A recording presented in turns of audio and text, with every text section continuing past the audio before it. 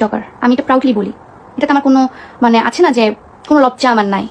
আমি যে একজন টিকটকার, এটাতে আমার কোনো শেম বলতে কোনো জিনিস নাই যে আমি আমার পরিচয়টা এজ এ টিকটকার হিসেবে আমার দিতে লজ্জা লাগতেছে না, কখনোই না। আমি টিকটকার, আমি একজন টিকটকার হই।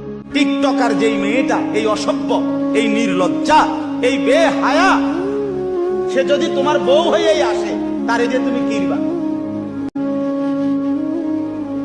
কথা বলে না কেন? তারে দিয়ে তুমি কি পাইবা? পূজা, তার থেকে তুমি ভালোবাসা কেমনে পাইবা? আল্লাহ তাআলা বলছেন, হালাল পবিত্র স্ত্রীর মধ্যে আমি আল্লাহ ওয়া জাআলা বাইনাকুম মাওয়াদ্দাতান ওয়া রাহমা, আমি যাকে তোমার স্ত্রী হিসাবে হালাল বানিয়েছি, তার মধ্যে আমি আল্লাহই তোমাদের স্বামী স্ত্রী উভয়ের জন্য ভালোবাসা এবং দয়া মায়া আমি তৈরি করে দিয়েছি। আমি দিয়েছি।